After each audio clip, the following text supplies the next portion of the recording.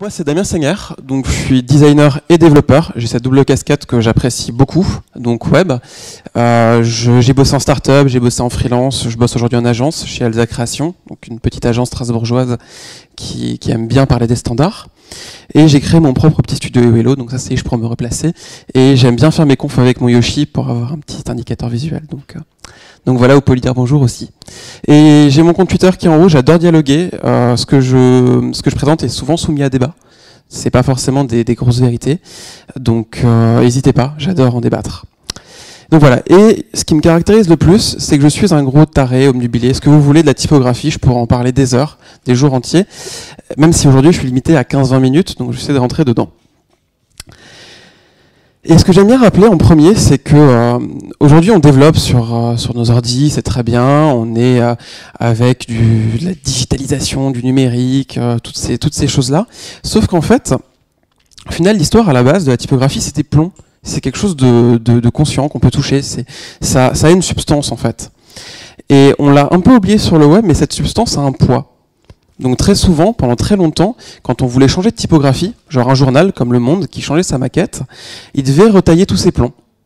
Donc ça veut dire refaire tous les caractères de A à Z, 09, majuscule, minuscule, de toutes les tailles, de toutes les variantes de graisse. Et c'est vrai qu'avec le web, notamment nos connexions ADSL, fibres, machin, on a tendance à l'oublier, alors que finalement ce poids existe toujours. C'est des octets, c'est plus des grammes, mais la contrainte existe. Et sur mobile, de plus en plus, elle est présente. Alors, il y avait un commentaire avant qui justement parlait du fait que on s'en fiche aujourd'hui avec la 4G, sauf qu'en pratique, non. Je sais pas s'il y a des Parisiens qui sont venus ici, mais au final, quand on est dans le métro à Paris, qu'on a une connexion qui est plus que complexe, qui saute très souvent, qu'on a des temps de ping qui sont énormes, on a du mal à afficher nos pages. Donc le plomb, qu'il soit matérialisé ou non, ça pèse. Je vous ai mis quelques exemples. La source 100 Pro, qui est une typo qu'on utilise quand même régulièrement dans nos projets web, qui est assez basique, c'est la Helvetica de notre génération. 150 kilooctets, c'est pas forcément grand chose, mais juste pour du régular. Un régular, vous n'allez pas faire un site entier avec ça. Si on rajoute du bold, de l'italique et du bold italique, on est déjà à 500 kg. On rajoute une famille complète, donc avec par exemple du light, du bold, enfin toutes les variantes de graisse qu'on peut avoir, on arrive à 1,5 méga. C'est juste énorme à envoyer un mobile à chaque page qui va charger si on gère mal son cache. Donc en desktop, on s'en fiche. En mobile, ça casse. Alors je vous ai mis un exemple qui est assez flagrant. Ça, c'est le site de CNN aux États-Unis. Donc c'est une connexion 3G pourrie. On attend. Voilà, vous imaginez dans le métro, avec donc la disruption en permanence, les annonces, 13 secondes pour attendre, pour voir un mini sous-titre, et quelque chose comme 15 secondes pour enfin voir le titre auquel on souhaite accéder. 15 secondes dans un métro. Vous imaginez attendre 15 secondes sur une page blanche? Alors qu'il y a des moyens simples aujourd'hui de pouvoir accélérer ça. Alors c'est le nouveau site de mon agence, mais j'ai bossé dessus, donc comme je disais, 10 secondes, j'essaie d'accélérer un peu, désolé. Donc 10 secondes effectivement pour pouvoir lire le titre principal, c'est énorme. C'est juste inconcevable. Alors qu'on peut arriver avec des optimisations assez simples à quelque chose d'assez rapide. Donc c'est le site de l'agence pour laquelle je bosse, sur lequel j'ai travaillé, c'était mon premier boulot en fait chez Alza. Voilà, en moins de 3 secondes, on a le contenu accessible. Alors, pas forcément toujours totalement accessible, on a réglé le problème du fond noir depuis, mais on a un contenu, 3 secondes. On n'a pas l'image, on n'a pas la bonne typo, mais on a du texte. 5 secondes pour avoir une information totalement lisible, donc avec l'image qui était chargée, etc. 3 fois plus rapide, on a accès au contenu, on n'attend pas. Et tout ça, en fait, ça part de 2 conceptions très différentes. Une première conception qu'on entend très régulièrement et qui est la conception de base d'un grand nombre d'indicateurs, qui est le FOIT. Donc c'est le principe de, tant qu'on n'a pas chargé la typo qu'on souhaite mettre en place, donc la typo via font face, en fait on n'affiche rien. Donc on affiche vraiment rien, on a une page blanche. Donc le texte est invisible. Globalement, attendre 15 secondes, surtout sur un site de news, où on va très souvent changer de page, on va accéder à une news, on va revenir sur le menu, etc., c'est pas concevable. Du coup, l'autre méthode qui existe, c'est le foot. Alors le foot très loin du jeu de Babel, etc. C'est le principe de, en fait, afficher un texte même s'il n'est pas optimisé. Donc c'est le cas ici. On a un texte qui s'affiche très rapidement. Là, on a 3 secondes. Bon, le problème du noir est réglé. Mais il s'affiche. Alors c'est des typos fallback. Donc c'est des typos qu'on a de base sur un mobile ou sur un ordinateur, c'est pas la bonne typo, mais elle s'affiche. On peut lire du contenu, on peut commencer à parcourir la page. On a accès à ce qu'on recherche, l'information. On s'en fiche de savoir si c'est bien écrit, on s'en fiche de savoir quelle est l'image tout de suite. On veut l'information. Donc là, on y a accès rapidement. C'est notamment le cas pour les sites de presse, où ce qui importe le plus finalement, c'est de savoir où on est, donc de voir le logo du Monde, par exemple, et de pouvoir accéder à l'information, donc à savoir le fait qu'il y a eu des bombardements ou des choses comme ça. Donc, affichage imparfait, mais présent. Et c'est là où, en général, on a tendance à mettre la perf sous le dos des développeurs. C'est très bien, c'est leur boulot, mais c'est pas que leur travail. Les designers, souvent, font des maquettes où ils mettent beaucoup de typos, beaucoup de variantes, beaucoup de fontes, beaucoup de caractères, beaucoup de formes, etc. Mais en fait, ça aussi, c'est une responsabilité. Donc, s'il y a peut-être 2 designers dans la salle, vous avez aussi votre responsabilité là-dedans. Choisissez directement quels sont les typos qui vont être affichés. Pas forcément la typo qui est optimale, mais toutes les typos et tous les fallbacks. Donc, arrêtons avec la typographie unique. Une maquette livrée avec une seule typo pour du texte et une maquette livrée avec une seule typo pour du titrage, ce n'est pas possible. On ne peut pas garantir un affichage correct si on ne réfléchit pas à quels vont être justement les moyens de pouvoir afficher un affichage rapide, enfin mettre en place un affichage rapide. Là, c'est la différence en fait entre le foot, donc quand c'est unstyled, quand c'est pas la typo choisie, personnalisée, et là la typo personnalisée. On n'a pas beaucoup de différence, à part les titres. Ça se voit un peu, enfin en tout cas moi qui adore la typo, je saigne des yeux quand je vois la version de gauche. Mais à part là où ça fait 3 lignes au lieu de 2, quelqu'un voit la différence? Voilà, et pourtant ça c'est un Arial tout bête. Enfin, c'est une typo toute bête au-dessus avec un Georgia, et là les vrais typos qui sont choisis. Au final, on peut avoir un affichage de qualité, même si on n'a pas la typo choisie.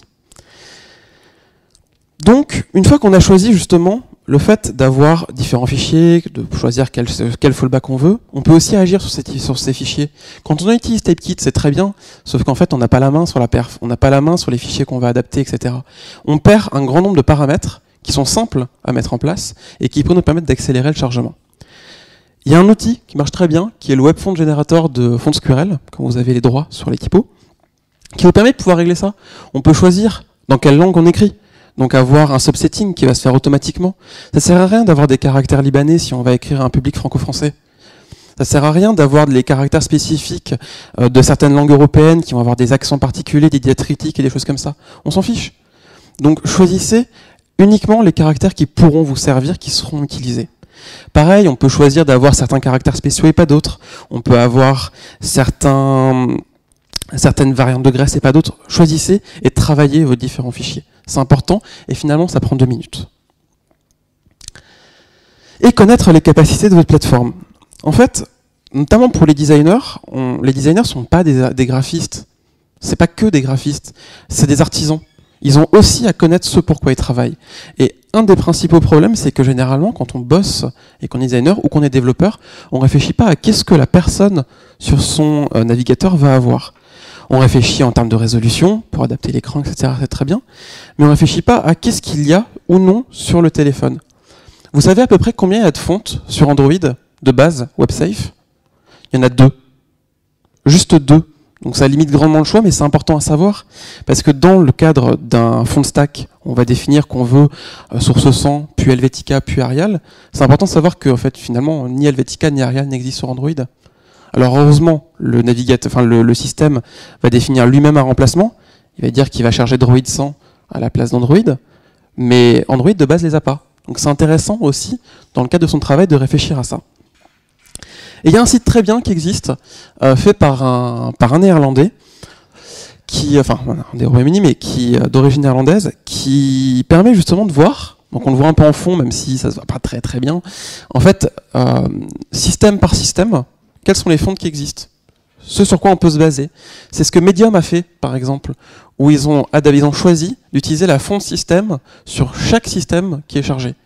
Et ça ne veut pas dire mettre directement sans serif, c'est-à-dire qu'ils ont fait un font stack complet où ils ont défini l'un après l'autre les fontes à charger selon le système. Mais dans l'idée de faire tout ça, c'est pour justement éviter le flood, donc éviter le blocage de l'affichage et donc forcer les fallbacks typographiques. Aujourd'hui, on n'a pas d'option en CSS qui permet de dire on attend le chargement de la fonte, en attendant on met le fallback. Donc il faut le faire soi-même, il faut le forcer, notamment en JS. Alors c'est typiquement ce que le Guardian a fait. Donc le Guardian, qui a une refonte qui est vraiment saluée par la critique énormément, donc qui a permis qui a travaillé au fait de différer le chargement de ces fontes.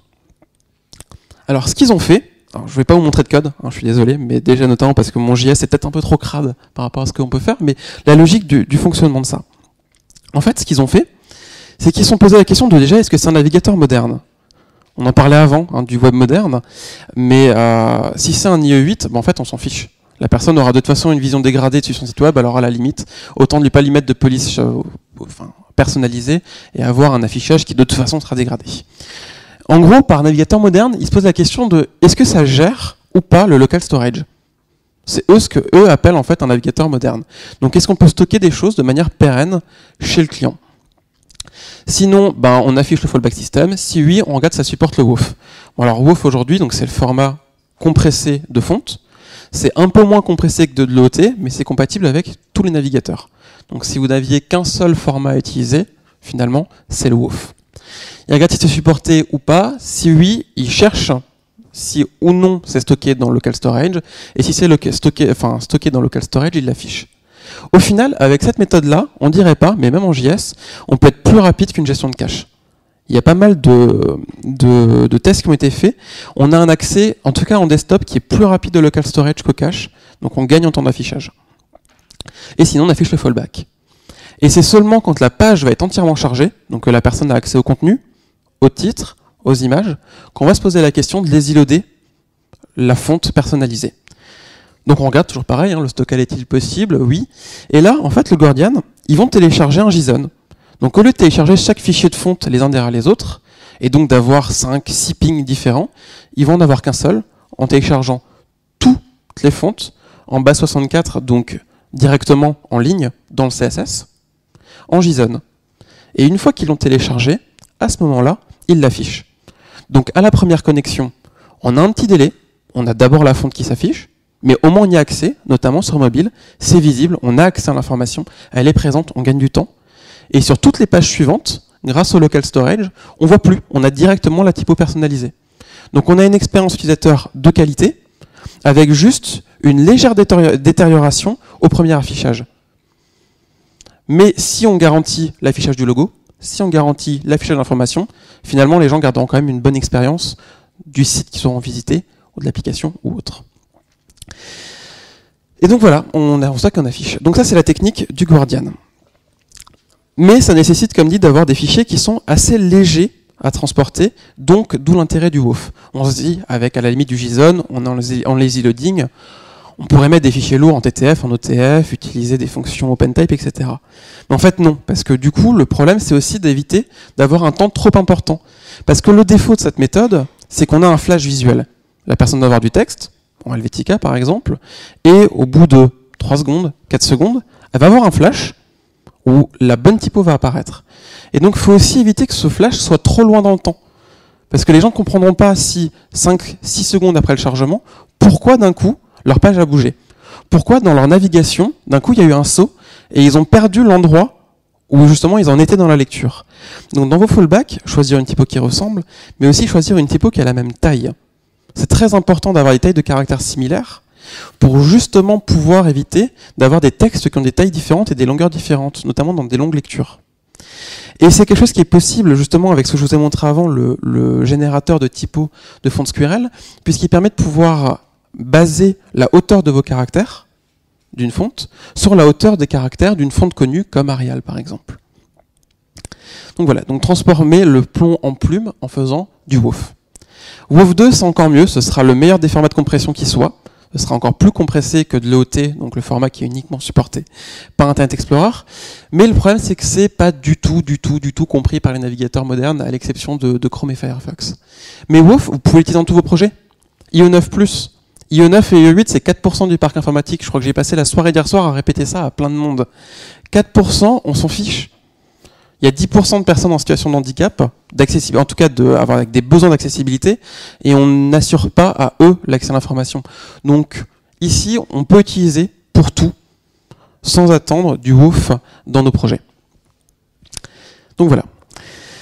Mais comme dit, la dernière note que je voulais apporter sur la typographie, c'est on voit de plus en plus l'utilisation de Typekit, de fonts.com, de choses comme ça. C'est très bien, ça permet d'avoir un accès à de vastes choix typographiques. Sauf que Typekit, il n'y a pas de mise en cache navigateur.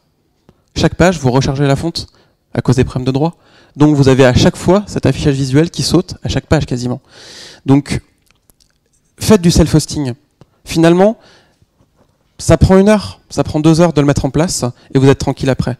Et Google Fonts, c'est très bien, sauf qu'on a déjà vu Google Fonts enlever des typographies qui étaient utilisées. Google Fonts, c'est un temps de disponibilité qui n'est pas de 99% en majorité. On a des sautes, parfois d'1 minute par heure, parfois de 5 secondes, parfois de 2 minutes, mais il y a des sautes aussi. Enfin, il y a des sauts justement de connexion à Google Fonts. Donc tout ça, vous pouvez l'éviter en faisant vous-même du lazy loading. La typographie, finalement, on l'oublie souvent dans nos projets. Au début, c'est un paramètre. On va faire son font face, alors qu'en fait, il y a beaucoup de choses qui ne prennent pas beaucoup de temps, mais qui sont utiles. Donc voilà. Donc merci à vous en tout cas. J'essaie de faire le plus vite possible pour vous libérer le repas. Et si vous souhaitez en parler, n'hésitez pas.